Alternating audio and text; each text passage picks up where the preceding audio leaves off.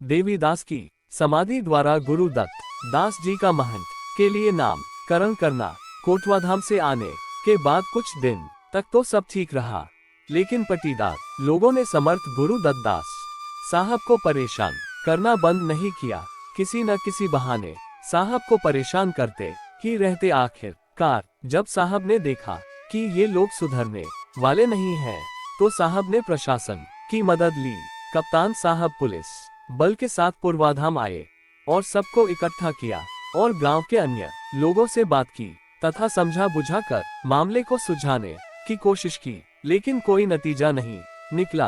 अतः कप्तान साहब ने एक बड़ा फैसला किया और कहा कि आप सभी लोग सम्मानित सिद्ध पुरुष के वंशज हैं, अतः आप लोगों के झगड़े का फैसला भी समाधिस्थ सिद्ध पुरुष समर्थ साहब देवीदास जी ही करेंगे। और फिर कप्तान साहेब ने कागज और कलम समर्थ साहब देवीदास की समाधि में रखवा दिया और पूरी तरह समाधि के अंदर देखकर आश्वस्त हो गए कि कहीं कोई भी व्यक्ति समाधि के अंदर नहीं है, और कहा कि अगर देवीदास साहब को आप लोग शक्ति स्वरूप मानते हो और वे समर्थ है, तो जिसका नाम देवीदास साहब महंत के रूप में लिख देंगे वही पूर्वाधाम का महंत होगा।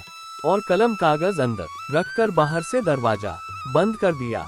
गांव के सैकड़ों लोग समर्थ साहेब देवीदास की समाधि के बाहर कौतूहल एवं उत्सुकता वश साहब के फैसले का इंतजार कर रहे थे। थोड़ी देर बाद पुलिस कप्तान साहब ने दरवाजा खुलवाया और समाधि के अंदर रखा हुआ कागज निकाला, तो उसमें समर्थ साहेब गुरु दत्त दास साहब का नाम लिखा हुआ था।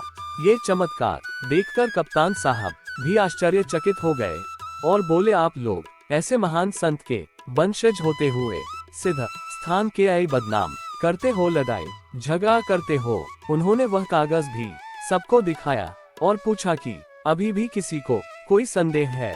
लोगों ने जब देखा तो कुछ बुजुर्ग लोगों ने समर्थ साहब देवीदास जी की लिखावट को पहचान गए और गांव वालों ने देवीदास साहब की जय, गुरु दत्त दास साहब जी को महंत बनना चाहिए।